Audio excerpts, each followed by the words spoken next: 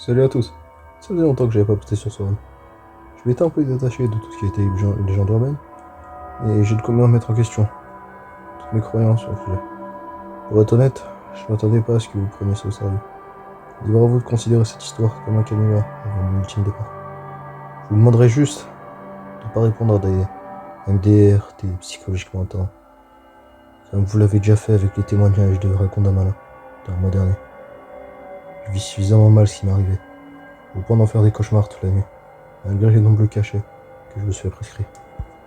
Bref, je vais en venir au fait, avant de vous faire patienter.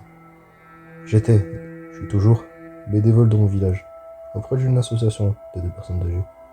Il y a quelques mois, un samedi, je rendais visite à Pietro, un vieil homme, ma foi fort sympathique, bien que peu bavard. Il nous arrivait de parler de légendes urbaines, vu qu'il en connaissait un rayon, mais la plupart n'étaient pas très effrayantes. Enfin, je vais tout de même parler de la Tarasco, il me semble. Cette fois, il voulait me parler d'une histoire un peu plus sérieuse, quelque chose dont on parlait pas trop, un peu tabou. Il s'agissait de la maison close au bord du lac. Suite à un incendie il y a longtemps, la bâtisse qui tenait à peine debout avait été fermée. Mais je crois que certains jeunes y ont parfois fait de leur bex. Pietro, lui, avait connu l'époque où elle était encore fonctionnelle. On se doutait bien que certains habitants du village s'y rendaient. Et le sujet était en ce temps soit tabou, soit source de plaisanterie. Un jour, le frère jumeau de Pietro, appelons-le V, lui a dit qu'il s'était rendu. Ce qu'il y avait vécu était absolument magique, et que Pietro devait absolument l'accompagner le soir. V était un original, et Pietro, un peu froussard, accepta rarement de le suivre dans ses sottises. Cette fois pourtant, motivé par un intérêt personnel, il avait accepté. S'il pouvait être vu se rendant là-bas, cela pourrait bien dissiper quelques rumeurs, pourtant bien fondées à son sujet. Le soir suivant, il était donc devant la porte de cette grande maison, à la peinture écaillée, au volet dont le bois avait pourri, et dont les alentours étaient envahis par les mauvaises herbes. Rien de vraiment étrange, mais l'atmosphère était comme pesante. Ouais, l'air était si lourd qu'il leur posait sur les épaules et leur asseyait la gorge.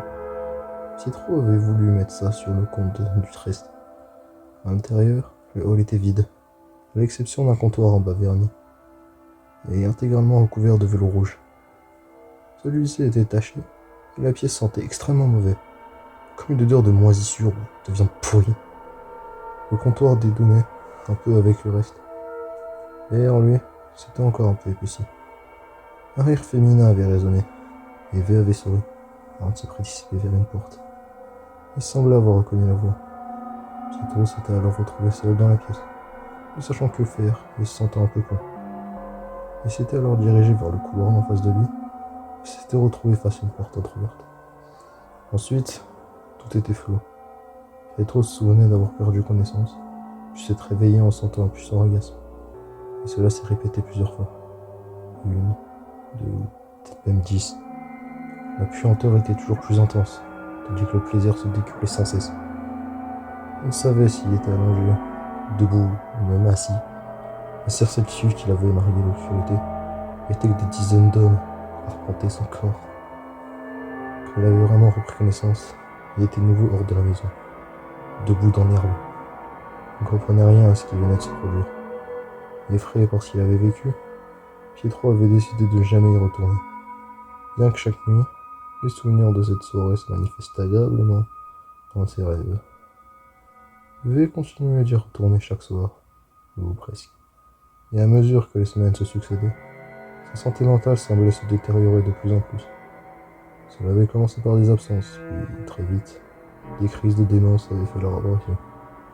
Il entrait dans une fureur telle qu'il cassait des objets et hurlait sur tous ceux qui me se mettaient en travers de son chemin. Il disait qu'il avait besoin de voir la déesse qui l'attendait dans la maison close, et que le manque la rendrait fou. Un jour, dans une crise particulièrement violente, il avait tranché son... Voilà. Hospitalisé un moment, il n'a pas pu retourner au bordel, et sa fureur avait laissé place à la léthargie. Il n'a plus prononcé un mot depuis.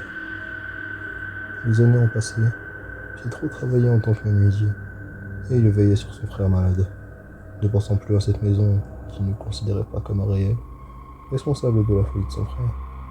Un jour cependant, un homme avait enfermé une chose incroyable. La femme du maire n'était pas morte le mois dernier, comme tout le monde le croyait. Il criait haut et fort qu'elle avait été son amante et que désormais, c'était une prostituée de la maison close du village. Certains disaient que c'était une aberration, tandis que d'autres ricanaient, en disant qu'ils iraient bien vérifier par eux-mêmes. Le fanfaron avait été diagnostiqué schizophrène peu de temps après, et les habitants du village avaient cessé de donner du crédit à ses paroles. Le maire s'était pendu l'année suivante, et des commères avaient affirmé l'avoir vu se rendre à la maison close. Peut-être que c'était vrai, et qu'il n'a pas supporté d'y trouver sa femme, ou bien il était déçu qu'elle soit vraiment morte. Le même jour, V avait fui la maison, pendant que Pietro faisait une sieste. On avait retrouvé son corps, après avoir éteint l'incendie, qui s'était répandu dans la maison close. Vengeance contre ce qu'il pensait être à l'origine de ses problèmes. Dans un état de semi-lucidité, ou suicide désespéré, Pietro, après avoir fait son deuil, avait enfoui ces événements troublants dans un coin de sa mémoire, et les autres villageois en avaient fait de même. Le bâtiment avait simplement été abandonné. Même si pour moi c'était une connerie, j'ai eu la curiosité de me rendre sur place. Après tout, j'habitais ici depuis quelques années, et je n'avais pas été voir la seule attraction un peu glauque du coin. J'avais décidé d'y aller la nuit, afin de bien me mettre dans l'ambiance. J'avais prévu de vous prendre des photos, pour faire un topic. La première chose qui m'a saisi, quand j'étais à moins de 500 mètres, c'est l'odeur qui m'a enveloppé, et l'épaisseur de l'air. C'était comme Pietro me l'avait raconté. Persuadé que mon esprit me jouait juste un tour, je suis entré. L'intérieur était différent de ce qu'il m'avait décrit. Par contre, tout était carbonisé. Il me semblait que toute la structure menaçait de s'écrouler. Ce qui s'est passé ensuite, je peux vous le raconter. Non, je peux pas. Je me souviens pas vraiment de la chronologie des événements. Mais je pense que vous êtes en mesure d'imaginer l'essentiel. C'était comme effrayant en même temps, et complètement addictif. C'était comme si une drogue parcourait mes veines. Je pouvais déjà sentir le moque arriver, malgré une puissante envie de vomir tout ce que contenait mon estomac. Comme Pietro, je me suis retrouvé dans l'herbe, voir que le soleil se levait. J'ai essayé de retourner à l'intérieur de la maison. Je voulais comprendre. Je me suis déchaîné sur la porte à un moment. Impossible de l'ouvrir. Elle voulait pas s'ouvrir. Comment ce vieux bout de bois brûlé pouvait-il me résister? J'aurais jamais dû jouer à ça. Depuis, je cesse d'y penser. Partagé entre l'envie incontrôlable d'y retourner et la terreur. J'y pense constamment, dans mes rêves surtout. Je prends des médicaments pour anéantir ma libido, des antioxydes. Ça m'aide un peu à pas craquer et y retourner. Mais je reste tenté, complètement obsédé par cette maison qui m'appelle sans cesse. J'envisagerais même de déménager. J'ai pas pu reparler à Pietro depuis qu'il m'a raconté cette histoire. J'ai appris son décès en rentrant chez moi, après une excursion maudite. Cette putain d'excursion. Prenez-moi pour un fou si vous voulez. Mais si jamais quelqu'un ici a déjà eu des affaires à des lieux comme celui-ci, contactez-moi en privé. Je sais bien que vous oserez sans doute pas prendre la parole en public. J'ai lu sur internet des histoires concernant des emplacements semblables. Il semblerait qu'ils soient comme des passerelles pour les démons, voulant corrompre les humains. Et je sais pas quoi en penser. Il est impossible de retrouver les auteurs de cet article.